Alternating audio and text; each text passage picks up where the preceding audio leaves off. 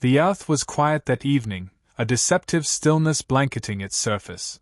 Cities thrummed with their usual rhythm, but above the hum of life, the cosmos itself seemed to hold its breath. At a secluded research base hidden in the Nevada desert, the silence was shattered by the sharp, frantic beeping of a satellite array.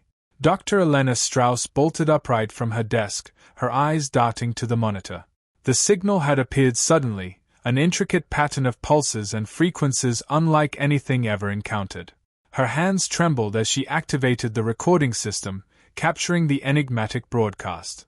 "Julian, get in here," she called, her voice strained. Within moments, Julian Park, her colleague and resident astrophysicist, rushed in, still holding a half-eaten granola bar. "What's going on?" he asked, his eyes narrowing at the screen. "Look at this," Elena said, pointing to the data. "It's repeating, but it's not random. It's a sequence. A code." Julian leaned closer, his brows furrowing. This isn't terrestrial. These frequencies aren't naturally occurring in our spectrum." The two exchanged a look of realization, equal parts awe and terror. They had been monitoring the skies for years, hoping for evidence of intelligent life, but nothing could have prepared them for this. Elena adjusted her headset and initiated a reply transmission, a simple pattern of mathematical constants, prime numbers, a universal language. They waited, each second stretching into eternity. The silence was deafening until the signal pulsed back, this time sharper, more insistent. "It's responding," Julian whispered, his voice barely audible over the whir of the machines. The base's lights flickered, and a low hum vibrated through the floor. Elena's heart raced as the signal's intensity grew, filling the room with an almost tangible energy. The monitors displayed a sudden burst of data, coordinates. Julian grabbed a pen and paper, scribbling furiously. "These are spatial coordinates," he said, his voice tinged with excitement. "They are pointing to somewhere specific." Elena stared at the numbers. "It's not on Earth," she said. "It's out there." 3 weeks later, the world's most powerful leaders sat in an underground conference room, deep within the Pentagon. Elena and Julian stood at the head of the room, presenting their findings to an audience that included top military officials, scientists, and even the president herself. "This signal," Elena began, gesturing to the holographic display behind her, "originates from a point just outside the Kuiper belt. It's deliberate, intelligent, and it's summoning us." A murmur spread through the room. General Marcus Holt, a grizzled veteran who exuded skepticism, crossed his arms. "Summoning us to what?" Julian stepped forward. "We believe it's an invitation. The coordinates are precise, leading to a specific location beyond our solar system. Based on the energy signature, there's a massive structure, a kind of gate, waiting for us." "A gate to what?" the president asked, her tone measured but cautious. Elena hesitated. "That, we don't know yet. But the implications are staggering. If this is a form of interstellar travel, it could redefine our understanding of the universe." The room fell silent as the gravity of the situation sank in. After a moment, the president spoke. "If we accept this invitation, who do we send?" The team was assembled within days. Chosen for their expertise and resilience, they represented humanity's best. Elena and Julian were obvious picks, given their roles in decoding the signal. Joining them were Major Lucas Carter, a decorated military strategist, Dr. Samir Patel, a biologist specializing in extraterrestrial environments, and Li Wei, a cutting-edge engineer whose work on propulsion systems had revolutionized space travel. As the team trained and prepared, the world watched with bated breath. The media dubbed them the Guardians, a term that carried both hope and pressure. Protests erupted in some cities, with people fearing the unknown dangers of contacting alien life. Others celebrated the mission as humanity's boldest step into the cosmos. For Elena, the weight of expectation was suffocating. In the quiet moments between briefings and simulations, she found herself staring at the stars, wondering what awaited them beyond the solar system. Was it an ally? A threat? Or something far beyond their comprehension? The launch day arrived with a mix of anticipation and dread. The spacecraft, Elysium, was a marvel of human engineering, designed to travel faster than any vessel before it. Powered by a prototype warp drive, it could reach the coordinates in weeks rather than centuries. As the team boarded, crowds gathered worldwide, watching the event unfold on massive screens. Children waved flags, while adults held their breath, silently praying for the crew's safe return. Inside the cockpit, Elena strapped herself into her seat, her heart pounding. She glanced at Julian, who gave her a reassuring nod. "This is it," he said. "No turning back now." The countdown began, each number reverberating through the ship like a drumbeat.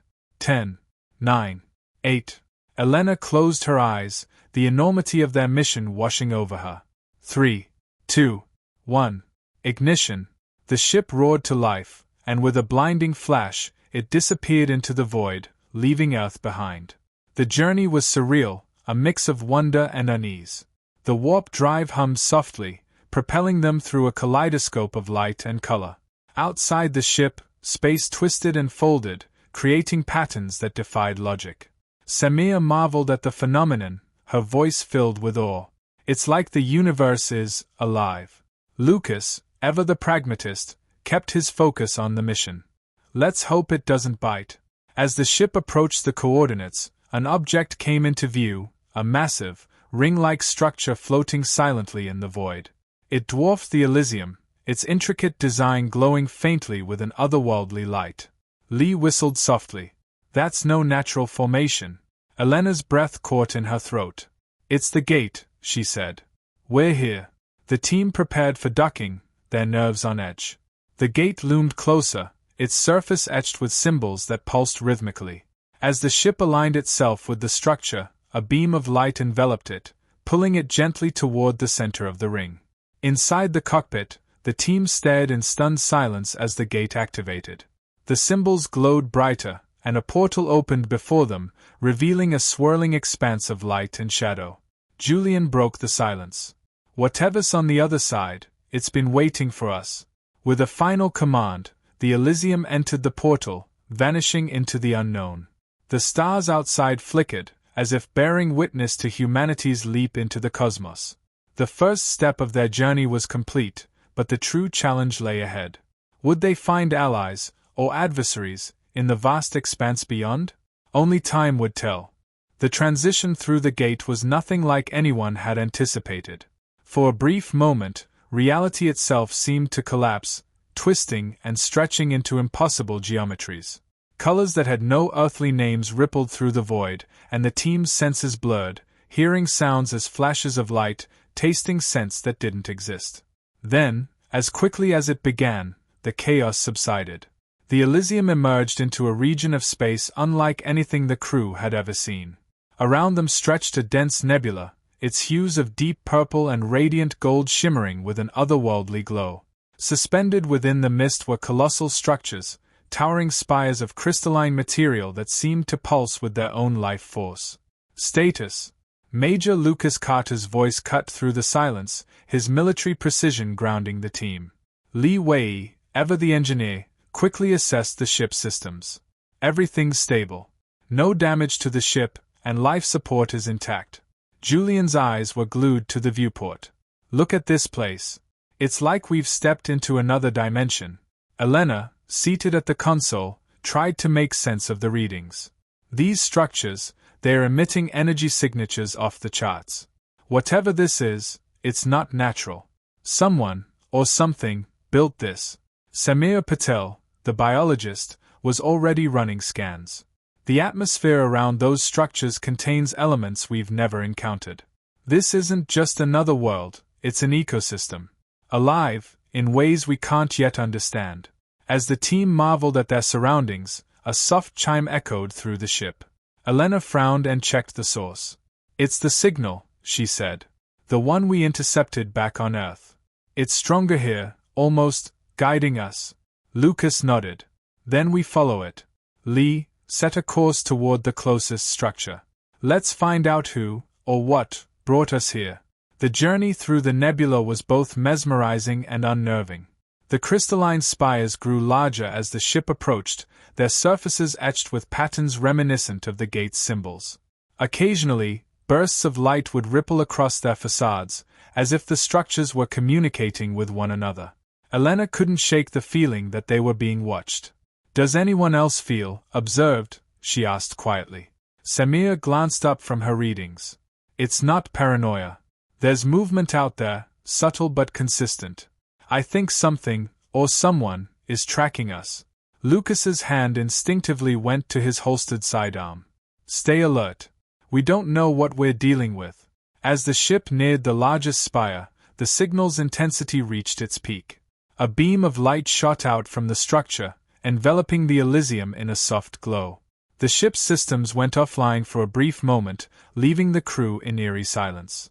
"What's happening?" Julian asked, his voice tight with tension. Lee frantically checked the controls. "It's not an attack. The systems are rebooting, but it feels deliberate. Like the spire is scanning us." Before anyone could respond, a holographic projection materialized in the center of the cockpit. It depicted a towering, humanoid figure made of shimmering light, its features indistinct but its presence undeniable. The figure's voice resonated through the ship, not in any language they knew, but in a series of tones and vibrations that seemed to bypass the ears and speak directly to the mind. "They're communicating," Elena whispered, her awe outweighing her fear. "It's a form of telepathy." Julian stepped forward cautiously. "We are travelers," he said, speaking slowly and clearly. "We received your signal and came in peace." The figure tilted its head, as if considering his words. Then, with a fluid motion, it gestured toward the viewport. The nebula seemed to shift, revealing a massive structure in the distance, a spherical object that dwarfed even the crystalline spires. Elena gasped. It looks like a Dyson Sphere." "A what?" Lucas asked, his eyes narrowing. "A megastructure," Julian explained. "A theoretical construct built around a star to harness its energy. If that's what it is, we're looking at the work of a civilization far more advanced than ours." The holographic figure raised its arm, and a beam of light shot toward the ship, embedding itself in the main console. The crew flinched, but no harm came to them.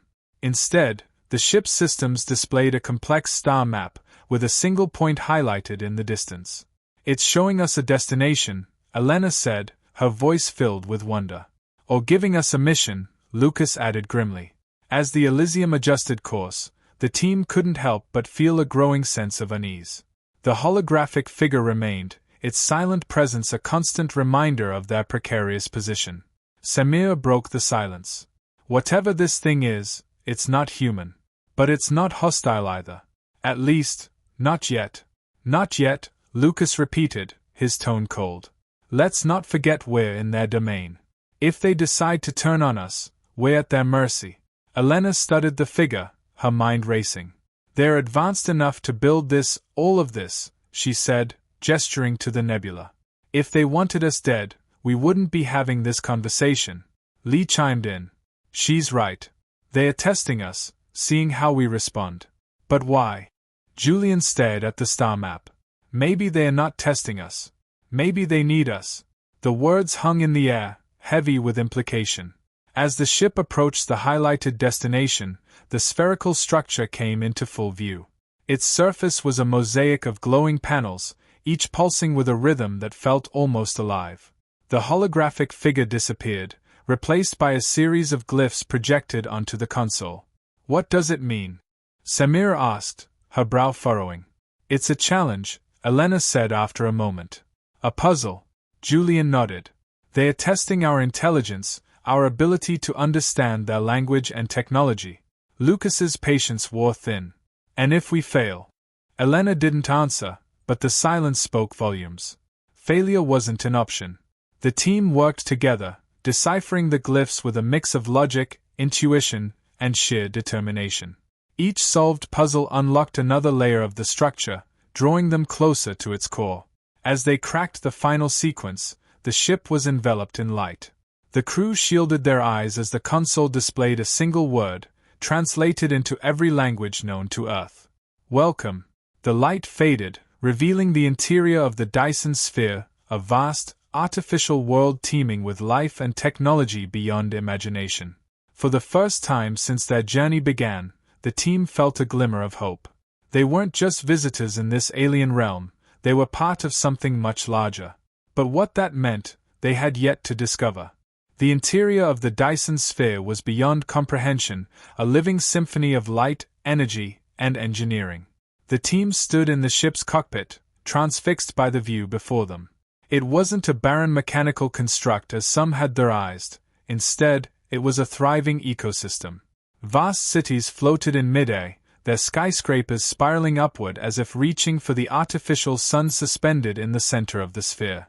Rivers of molten light flowed through valleys carved from iridescent metal, while patches of lush, green forests spread like oases across the metallic terrain. "Is this alive?"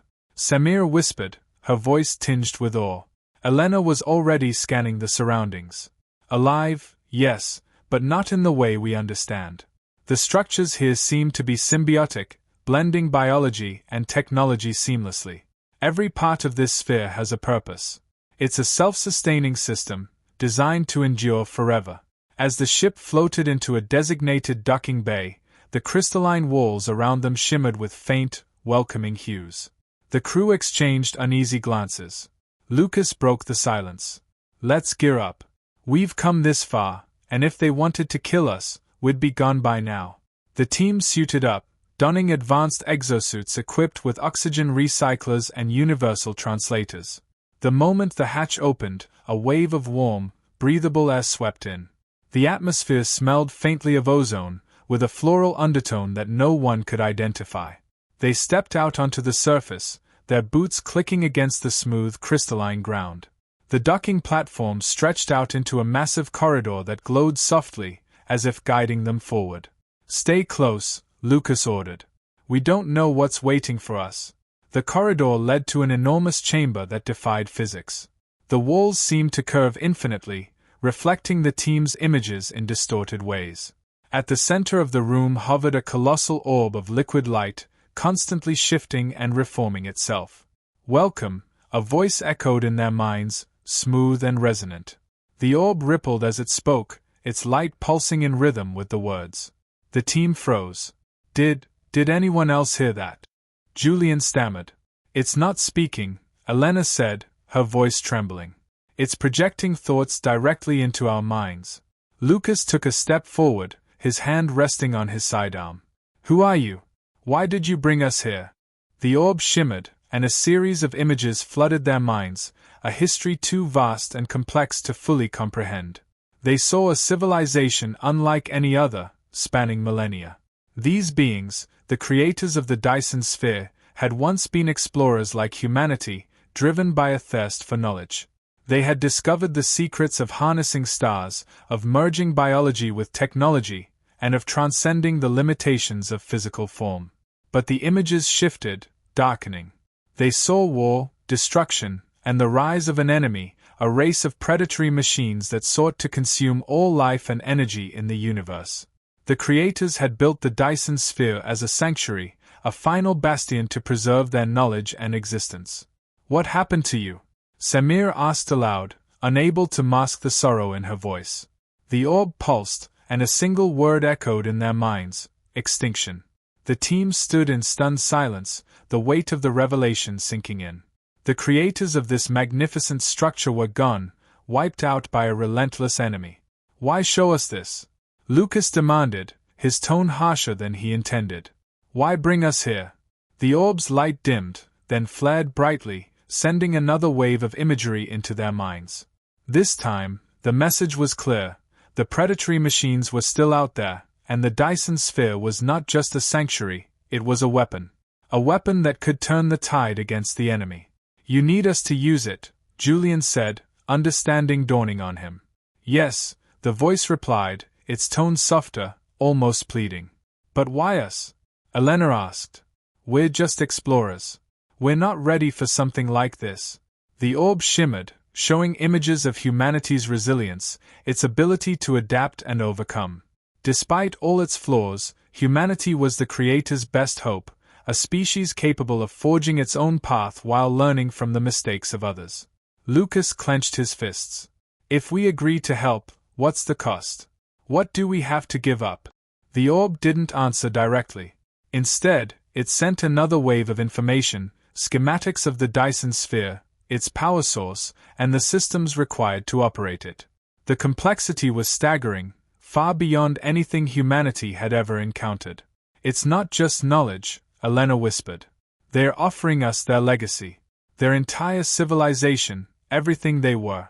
But it comes with a price," Samir said. "Once we accept this, there's no going back. We'll be part of this fight, whether we want to be or not." Lucas looked around at his team. Each of them carried the weight of their decision in their eyes. Finally, he turned back to the orb. "We need time," he said. "This isn't a decision we can make lightly." The orb pulsed once, a gesture of understanding. The team felt the corridor behind them light up, guiding them back to their ship. As they returned to the Elysium, the crew was silent, each lost in their own thoughts. The enormity of their situation weighed heavily on them. They weren't just explorers anymore, they were potential saviors, or harbingers of doom. Lucas broke the silence as they reached the ship. "We're not making this decision alone. We're going back to Earth, and we're bringing this to the world's leaders. If we're going to take on this responsibility, humanity has to stand together." The others nodded, their resolve hardening. The Elysium lifted off the docking platform, leaving the crystalline corridor behind. As the ship ascended toward the sphere's exit, the team caught one last glimpse of the orb, glowing softly in the distance, a silent guardian, waiting for humanity's answer. But as the ship approached the outer edge of the Dyson Sphere, a dark shadow loomed on the horizon.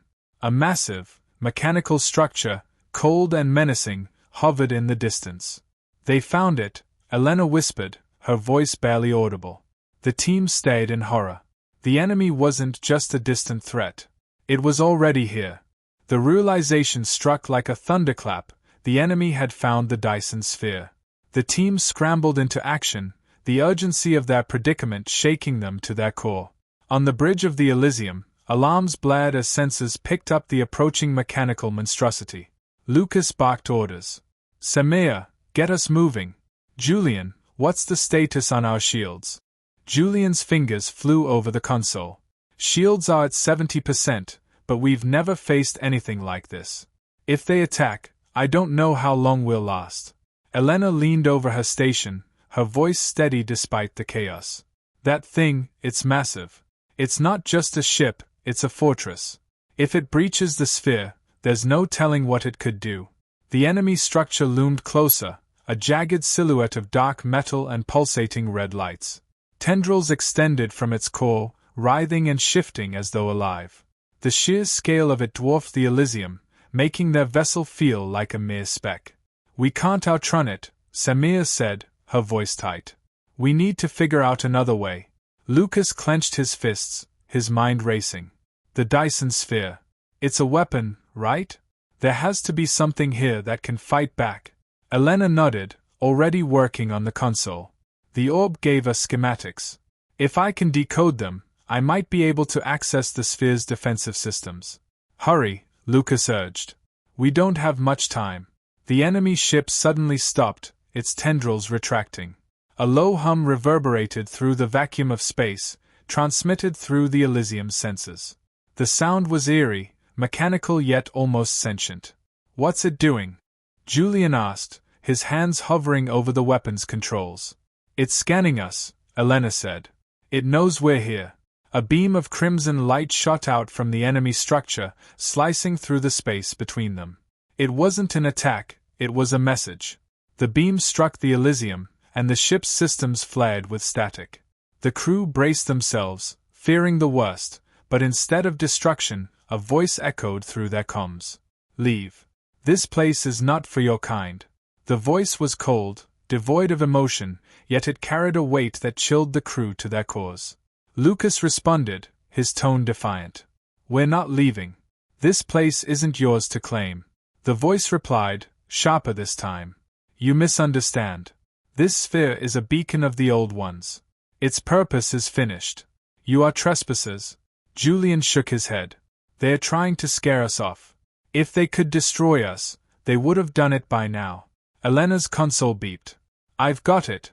The sphere's systems are coming online. There's a defensive protocol, something called the Celestial Lance. It's a directed energy weapon designed to repel intruders. Can you activate it? Lucas asked. I'll need a few minutes, Elena said, her hands moving frantically over the controls. Keep them busy. The enemy ship didn't wait. Its tendrils extended again, this time emitting smaller vessels that surged toward the Elysium like a swarm of angry wasps. Julian, fire everything we've got, Lucas commanded. The Elysium's turrets roared to life, sending streams of energy bolts toward the approaching enemy ships. The vacuum of space lit up with explosions as the smaller vessels were struck, but for every one they destroyed, 2 more seemed to take its place. They're overwhelming us, Samir shouted. Just hold them off, Lucas yelled back. Elena, we need that weapon now.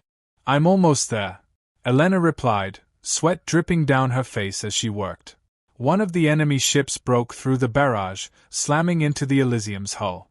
The impact sent the crew sprawling, alarms blaring as the ship's systems struggled to compensate. Hull integrity at 50%, Julian reported. Lucas gritted his teeth. We're not going down here. Elena. Finally, Elena slammed her hand onto the console. Got it. The Celestial Lance is online. The Dyson Sphere began to glow, its inner surface lighting up in intricate patterns.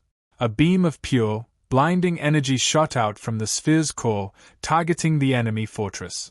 The beam struck the fortress with a force that shook the Elysium.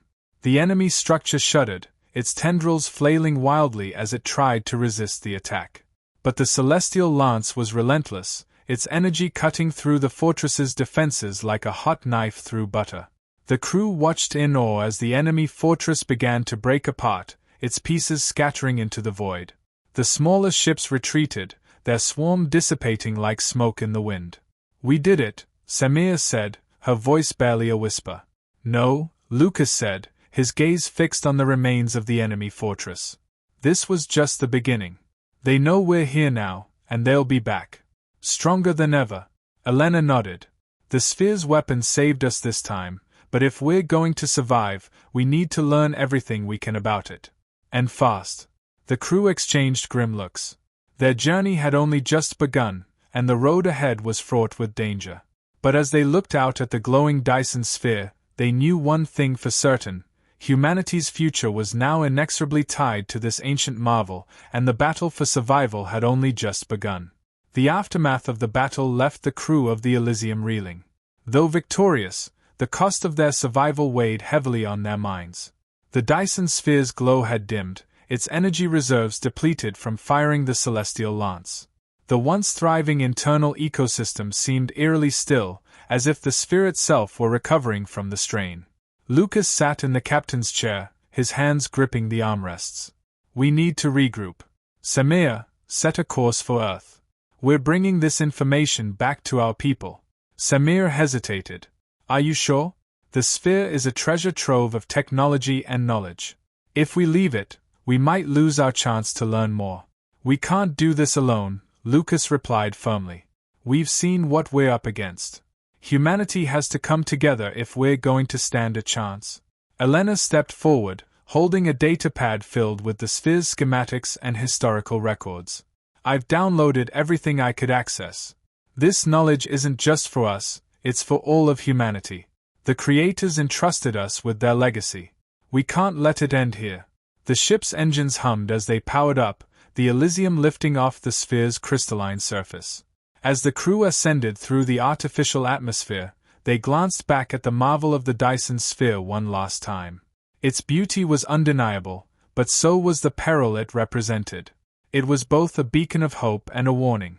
As the Elysium broke through the sphere's outer shell, the vastness of space stretched before them. Stars glittered in the distance, and the quiet of the void felt almost tranquil compared to the chaos they had just endured. Julian leaned back in his chair, exhaling deeply. So, what do we tell them? The leaders back on Earth. Lucas stared out at the stars. The truth. About the sphere, the creators, the enemy, and the choice we have to make. We can't hide from this. Humanity has to decide whether to rise to this challenge or turn away. Samir glanced at Lucas. And if they choose to turn away? Lucas's expression hardened. Then we'll stand. Even if we stand alone. As the Elysium sped toward Earth, the crew reflected on their journey. They had uncovered secrets of a civilization far more advanced than their own, faced enemies they could scarcely imagine, and glimpsed humanity's potential future. But this was only the beginning. The Dyson Sphere had entrusted them with its legacy, and the universe was watching. Back on Earth, their revelations would spark debates, alliances, and perhaps even wars. But they would also ignite a flame, a determination to fight, to survive, and to claim humanity's place among the stars. The sphere, now dormant, waited in the darkness of space. It was a silent sentinel, its purpose unfulfilled but not forgotten. And as the Elysium carried its message across the void, one thing was clear: humanity's greatest battles were yet to come, but so were its greatest triumphs.